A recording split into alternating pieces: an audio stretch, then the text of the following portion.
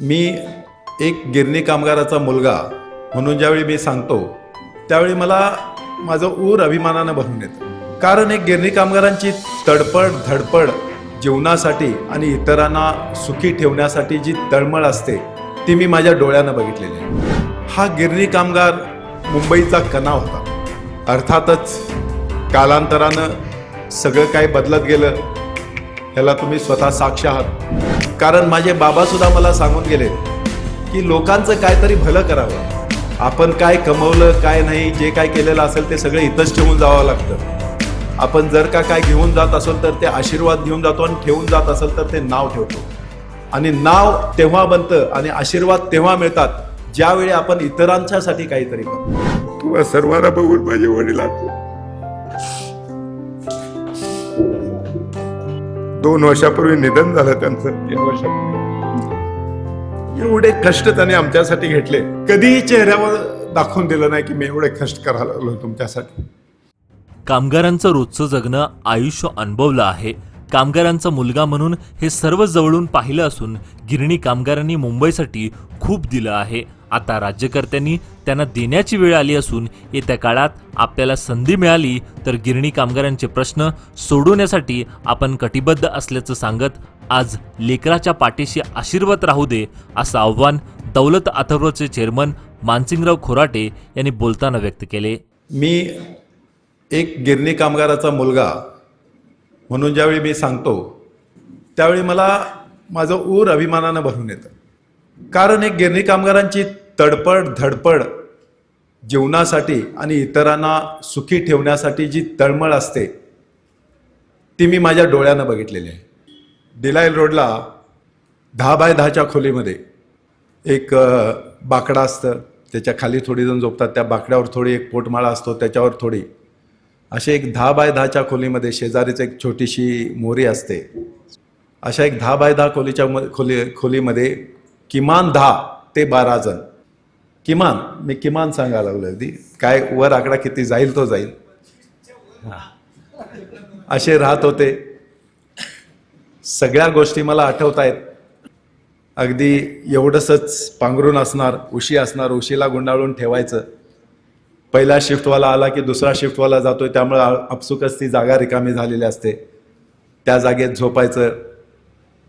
पहाटे 4ला उठून पाणी येतं, 5ला आंघोळ करायची, 6ला कामाला जायचं. माझ्या वडिलांनी मला शिकवलं, खूप चांगलं शिकवलं.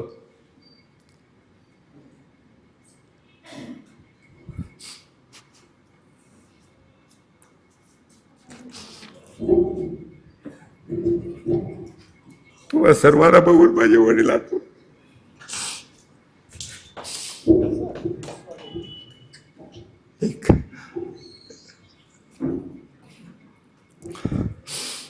2 वर्षापूर्वी निधन झालं त्यांचं. 3 वर्षापूर्वी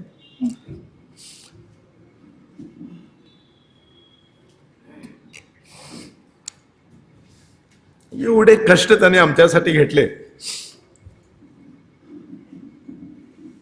कधीही चेहऱ्यावर दाखवून दिलं नाही की मी एवढे कष्ट करायला लागलो तुमच्यासाठी. शिकवलं, चांगलं शिकलो. एक गिरणी कामगाराचा मुलगा. गावी आला की काय करत होते गिरणी कामगार? सुट्टीला गावी येत होते. तुमच्यातले बरेच जण असाल, कोणीही सुट्टी आनंदात घालवायला गावी येत नव्हता. मे महिना आणि दिवाळी ही ठरलेली वेळ तुमच्या गावी यायची, ॲटलिस्ट आपल्या भागातली तरी. हा गिरणी कामगार मुंबईचा कणा होता. अर्थातच कालांतरानं सगळं काही बदलत गेलं, ह्याला तुम्ही स्वतः साक्ष आहात. मी स्वतः वडिलांच्या त्या डिलाईल रोडमधल्या, वडिलांची नव्हे गावाची ग्रामस्थ मंडळाची खोली होती, वडिलांची खोली नव्हती. ते ग्रामस्थ मंडळाच्या खोलीमध्ये मी काही दिवस घालवले त्यांच्यासोबत. सुट्टी आली की मी जात होतो. कधी कधी त्यांना जास्त रजा मिळत नव्हत्या, मग मी जात होतो राहायला त्यांच्यासोबत म्हणून. तर एवढ्या खडतर आयुष्यातून आपण सगळेजण का वर आलेलो आहोत, आपण सर्व गिरणी कामगार वर आलेले आहोत. तर त्यांची मागणी एक क्षुल्लकशी मागणी आहे. मुळातच गिरणी मालकांना ती जागा सरकारनं स्वस्त दरात किंवा कदाचित फुकट सुद्धा दिलेली असेल, कारण तिथं उद्योग उभारावा, त्या उद्योगातून आपल्या भूमिपुत्रांना नोकरी मिळावी आणि सगळ्यांचा मग तो 4 पैसे मालक पण कमवेल, नोकरांचा पगार पण निघेल आणि ह्या सगळ्या हिशोबानं ते जमिनीचं वाटप झालेलं असतं. मुळात एक गिरणी कामगाराचा मुलगा आज इथं बोलतोय, ज्याच्या 3 फॅक्टऱ्या आहेत. 3 फॅक्टऱ्यांचा मी मालक आहे आज. एक साखर कारखाना म्हणजे काय तुम्हाला माहित आहे, एक साखर कारखान्याचा डायरेक्टर सुद्धा किती रुबाब असतो. तर मी फक्त 20 डायरेक्टर असतात, एक चेअरमन असतो, एक व्हाईस चेअरमन असतो, एक MD असतो. ह्या सगळ्या 20 डायरेक्टर, एक चेअरमन, एक व्हाईस चेअरमन, एक MD, हे सगळे 23 जण मिळून मी एकटा आहे. असे 3 कारखाने आहेत माझे, म्हणजे 23 गुणिले 3. तर मला ही आमदारकी जी मी घ्यायला लागलो ही मला मिरवायसाठी नको आहे, कारण मी ऑलरेडी माझं जर का पर्सनल काम असेल तर माझं एका फोनवर काम होतं. कारण साखर कारखानदारीत तुम्हाला माहित आहेत सगळे मंत्री संत्री, आमदार खासदार सगळे हेच बसलेले आहेत. कारण माझे बाबा सुद्धा मला सांगून गेलेत की लोकांचं काहीतरी भलं करावं. आपण काय कमवलं काय नाही, जे काय केलेलं असेल ते सगळं इथंच ठेवून जावं लागतं.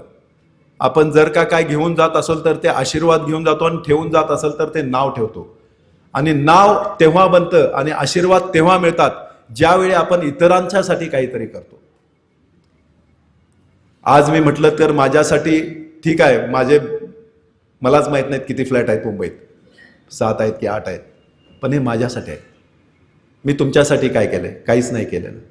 तर मला आता तुमच्यासाठी काहीतरी करायचं आहे आणि मला तुमच्यासाठी काहीतरी करायचं आहे तर मला वर जाऊन तिथं त्या खुर्चीवर बसायचं आहे. आणि बसल्यानंतर मी तुम्हाला ग्वाही देतो, बरेचसे प्रश्न आहेत पण फार असे अवघड काही नाही. एकच मूळ मागणी तुमची आहे, तुम्हाला घर पाहिजेत. गेली 30 वर्ष झालं फक्त 15,000 घरं वाटलेली आहेत. 1 लाख घरांची काहीतरी उपलब्धता हवी आहे. 1 लाख घरं म्हणजे एका सरकारसाठी काहीच विशेष नाही आहे. पुष्कळ जमिनी आज सुद्धा मुंबईत आहेत.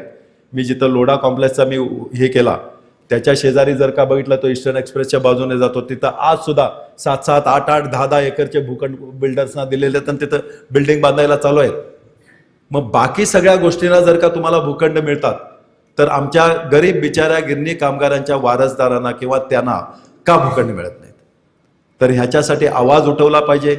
मला माहित नाही आजच्या घडीला कोणी गिरणी कामगारांचा मुलगा किंवा गिरणी कामगारांचा वारस मंत्रिमंडळात आहे की नाही, पण नक्कीच मी तिथं गेलो तर मी एक वारस म्हणून जाणार आहे. मला काही मिळो ना मिळो, मी तर म्हणेन त्यातलं घर आलं तर माझ्यासाठी, जर का माझ्या वाटणीला पण एक घर येईल ते तर मी गिरणी कामगारांच्या भल्यासाठी, जर का तिथं तुम्हाला काय करायचं असेल तर ते पण मी तुम्हाला देऊन टाकेन. पण हे काहीतरी मिळालं पाहिजे ह्याच्यासाठी मी 100% प्रयत्न करेन.